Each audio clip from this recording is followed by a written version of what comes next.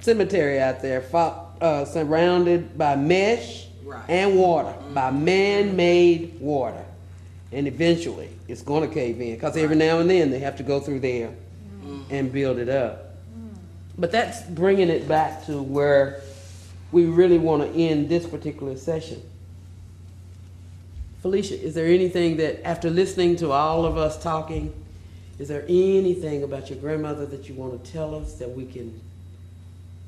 I remember her. I don't know if everybody here remembers her or not. Yeah. Miss Iger used to keep... She was one of the first daycare centers around here, too. She used to keep all of us. So.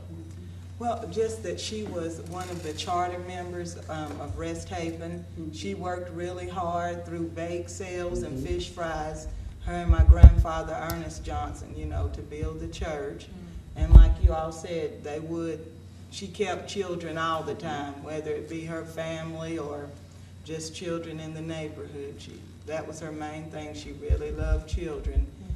And she even babysat my children, which were born in the early 90s. Yeah. There's a picture in Blount today of Miss Ida and her ancestors. But we're going to have more pictures of it. Joe told you all about when we first met. We met in 1977, and we were working at TVA, and believe it or not, in 1977, and there was parts of TVA that were segregated. And people just couldn't understand. We would walk down Gay Street together, and people would just stare.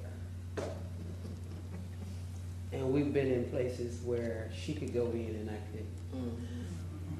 We've been places where after they saw me in the car, they wouldn't sell her gas. I've never been to Joe's home. She's from Loris, South Carolina.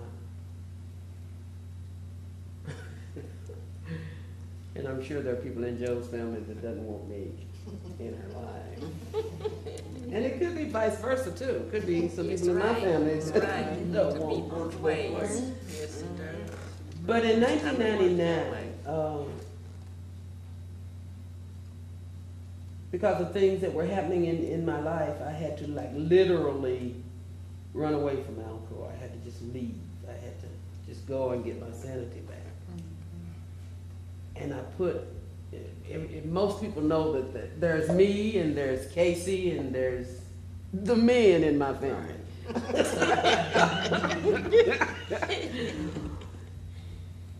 I put my aunt in Joe's hands. And I guarantee, I tell you, that my aunt would not have lived as long as she did if it had not been for Joe. Joe and I will always be friends. But Joe has taken some stuff because she's dealt with me. And the one thing that I remember is I'm 62 years old and she's there too. Shut your mouth, Charles. But she told me that at 8 years old, she went to work in the tobacco field. Can you imagine? So what we realized was that she was poor white trash and I was poor black trash. And it's all, I mean, why do you fight somebody being dead, buried in a white cemetery? That's right. They're all dead. We're all dead. And we're all dust. They don't know. Their neighbors don't care. But you know, the thing that really makes the difference is when you get to know people. You don't know see the difference. color. That's true. You don't. And you know, it's When you it's know so- your heritage, you can't. That's it's true. so pathetic. That's true. No matter what has happened, you have to love everybody. Absolutely. That's right. That's what the good book Yeah. says. Love everybody, regardless. Yeah. And when you know your heritage. And when you know your heritage. Yeah. I know my mother's people, as some of you said, came from Georgia here. Take Georgia. Mm-hmm. And My mother was a very eccentric lady who never left the house, kind of withdrawn. But she told us about our history. And when I saw my great-grandmother, who was my great-great-grandmother, who was her great-grandmother, I was in shock. I really was. I said, Yeah. this lady can't. See, the thing that I know about our history is, I don't care. My uncle used to say, he used to say it after he had a shot or two. I don't know why you got to go to the white race to get anything, because you can go in your race and get any color that you want. Yeah. And if you know your heritage, you know that not Flip Wilson, but Richard Pryor had a show years ago where he had from the blackest black to the lightest light woman walking down the stage. And all of them were black African-American / African-American. I'm of the era that I like to say black, because my daddy says he colored, he ain't black. I say I'm black, I ain't African-American. So whatever it is. But one of the things that I want to come out of this is, one of the things that they've got going on in Highlander is the Southern strategy.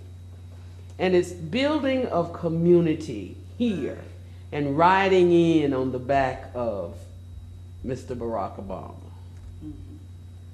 Sissy, who is the first woman to house this place,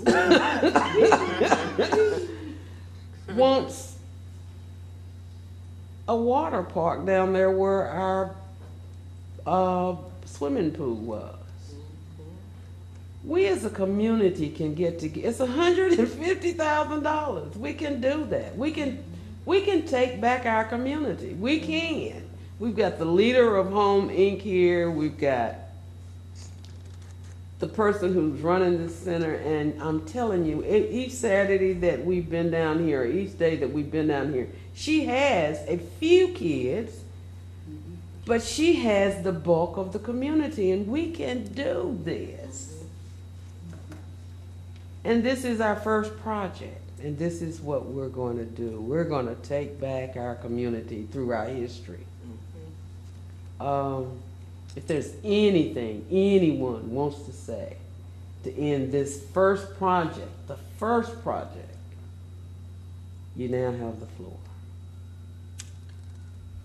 Whenever we get to the point, Dorothy, that we recognize that we are all God's children, and He is no respecter of persons, I think we'll get on the same page and we'll go forward. All of God's children. I say, well said. And I say, just looking around, and you talk about where you come from, and you see all the different foundations that we have here. And some of it's not been easy, but yet we overcome the bad points. And that's what community does when we come together. We overcome any obstacle that we could encounter. Very good. Well, it's like Mr. Barack Obama said, yes, we can. Yes, we Amen. can. Yes, we can. Yes, we With can. unity, I think, and prayer. Prayer, yeah, because we've got to have Him. Absolutely. We've got to. We've got to understand that He is in charge. We're not. Right. And that He has a purpose. And when we get with Him, nothing is impossible. Nothing is impossible. I believe that. And when we get to the point where we can look beyond negative people and negative comments and thoughts, then we can make it. Just, I tell young people, don't let anybody tell you that you can't do anything. Right. Because, Foothills Funeral Home has been here 16 years, and we were told at the beginning that we can't do it. But you did. But that You're may doing be, it. Do it and the anymore. rest of us, that much more determined. Absolutely. That's what I've learned through this project is don't let anybody stop you. I remember when I was coming home from Georgia, I was listening to a minister on the radio, and he said that sometimes you're not meant to say what God gave you because he gave it to you. That's right. He didn't give it to you to share it with anybody until after you have started it. So, I want to thank you. Anybody else have anything else to say? Well, I just have one thing. My coin phrase is, thinking is not illegal. And I say that to my kids here all the time. You can think as much and as long as you want to. And the thoughts that you come up with, you are the master of those. You have to move with those. Either you house them or you move with it. And I just thank you all for, you know, supporting me and my antics and crazy endeavors. Judy knows. It's like I come up with this goofy stuff. But you are the community. You are my community, and I love you all for that. And that's all I want to say. Okay. Anyone else? I've got a new devotional. It's God's little instruction book for Afro-Americans. And the first devotion dealt with Ben Carson. His, in inner city Detroit, a mess. Yes. A mess. His mama said in the 5th grade, they said he was the dumbest kid in the 5th grade, and he had all the zeros to prove it. But here's a woman who couldn't read and write. Ben Carson, his brother, didn't know she couldn't. And she told him one day, said, Ben, I don't know what I'm going to do, but I'm going to talk to God about you. Well, God said, you're going to watch TV. I think it's 2 programs a week, but you're going to go to that library, and you're going to get books, and you're going to read. And she told him, she said, and you're going to write me a book report. Couldn't read, but they didn't know it. And here he is, brain surgeon, separated twins who joined at the head. Listen, we've got to make young people understand that with God, all things are possible. That's right. All things are possible. And sometimes, and I guess this is what I saw in you kids at Hall School. You had so much ability. You had so much ability. So many opportunities. You had mothers and fathers who cared about you.